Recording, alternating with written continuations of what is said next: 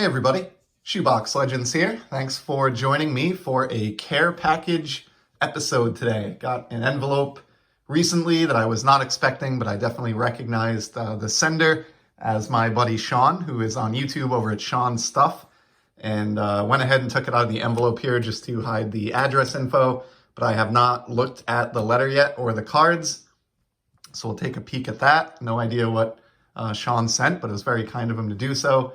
But before we get to that, I wanted to follow up on my promise to show a new Alex Ovechkin card on the channel every time he scores this NHL season. Guy just continues to put the puck in the net at an unbelievable rate. He is pacing the league in goal scoring at age 36 here, and he is, I would say, the front runner for MVP at about the halfway point of the season. So pretty incredible.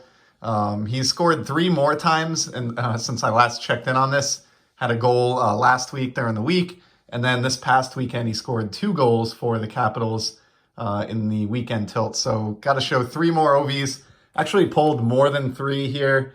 These came in a Sport Lots order recently, but there are 3 different cards, and I just have multiple copies of each. So what these are box bottom cards. So Upper Deck in recent years has kind of returned to the practice of, having cards that you could cut out of your blaster or hobby box, on the bottom of the box and keep for your collection, or on the side of the box in some cases.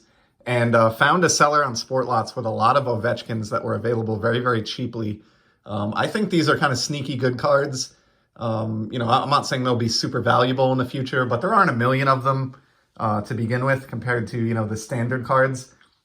And then you have to wonder, how many collectors just toss their blaster after opening and didn't bother to take the time to cut out the card, and so on and so forth. So, these started all the way back in the 80s. Topps did these for, I think, all sports. And the early hockey ones are actually pretty popular. So I kind of think the modern versions, at least of Stars, are pretty neat. So I got this retro Ovechkin, which I love. And he's in that great retro Capitals sweater, which is perfect for a retro card. Picked up 3 copies of this one just to lay out in a row in the Ovechkin Z folio that I'm working on. And then to go with that, the next one, have 2 copies of this retro box bottom, also from Opeachy. I think this is maybe a year or 2 earlier than the one we just looked at. These don't have backs, unlike some of the Topps box bottom cards from like the 80s. These are just, standard cut out of cardboard, plain backs, but still pretty neat. And then the third and final one that I have for today's trio, I think, is the newest of the 3, but got another set of 3 here from an Opeachy release. So again, just, not super valuable, and not super rare, but I would say scarce maybe. And the seller did a good job cutting these out of the boxes, or whoever did. And they'll look really nice as kind of a creative addition to the Ovechkin Z folio. So that's what I have for today on the Ovi front to kind of catch us up there. Certainly have some more Ovechkin in the pile, and it looks like I'm probably going to need it at the rate that he's scoring at, so I'm sure we'll be seeing more Ovi soon. And now let's take a look at the note here from Shawn. Hi Shane, WWE Heritage used the 1990 Topps baseball design this year. No way, I did not know that. And I grabbed a couple of singles for you while I was shopping for myself. I hope you enjoy these. Sincerely, Shawn. Awesome stuff. Shawn's just a great guy. I'm assuming most of you are familiar with him. He's really immersed himself in the community, which is awesome since he started on YouTube. But if you are not familiar with Shawn's stuff, please check the link below and give him a visit. He certainly will hit you back, and you'll have a new friend in the hobby. So here's what he's referring to. These are pretty wild. I am not, I have to confess, a wrestling person at all. I used to watch it a little bit with a buddy in the 90s, before I had my license or other things to do on a weekend night. But it's been many, many years since I've, paid any attention to it. But these are neat. And as Shawn knows, and which is the reason he sent these my way, I'm just a total sucker for anything 1990 Topps baseball related. And so these are a really unique addition to like my 1990 Topps super collection. So we have Zelena Vega from Smackdown. And they actually did up backs for these as well with summaries, which is pretty cool. Made her name as a manager. And and then transition to a in-ring career. So that's interesting.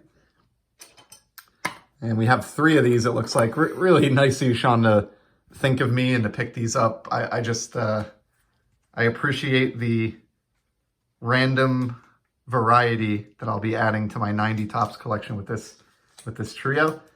Here is the next. This is from Raw, and this is Naomi. And again, full summary here on the back. So I don't really know much of anything about this set, but she has neon ring gear and fluorescent hair. But as Shawn indicated in the note, these are from WWE Heritage, which I guess is exactly what it sounds like, sort of like Topps Heritage Baseball, just Heritage for wrestling done on a design of the past. Oh, and the third and final card here I actually do recognize, just because this is a gentleman who has, I guess, sort of transcended the sport of wrestling to a degree and become like a cultural icon or pop sensation, and that is John Cena. So I've seen him. I'm a fan of SNL. I watch a lot of Saturday Night Live right up until present day. Has some years are better than others, but I've stuck with the show for better or worse. And he's hosted at least once, maybe more than once. Pretty funny guy, and I know he's very, very popular in kind of celebrity pop culture, which I don't get into all that much, but definitely a name I recognize and a funny individual, at least in the time that I've seen him on SNL. So pretty cool card there. You got an action shot, which is neat, and WWE in this case, whereas the first 2 were Smackdown and Raw. So pretty cool. Shawn, I really appreciate the thoughtfulness. It's amazing, since jumping in to the fray here on YouTube, how many people have learned that I love the 1990 Topps set and are willing to send me unique editions like this. This reminds me of the great package that I got recently from Kin over at Bean's Ball Card blog of the archives, or the All-Star Rookie Cup cards, I should say, that were on the 1990 design. It's just really neat to be able to continue to enjoy that first set that I ever collected kind of in brand new ways here in the 21st century. So thank you so much, Shawn. Really appreciate your generosity. I do have a stack of cards I'm building up that'll be headed back your way as a token of my thanks. So you can expect that in the near future. And to everybody else, I appreciate you stopping by, and I'll be back in the very near future with some more sports card content. Until then, take care.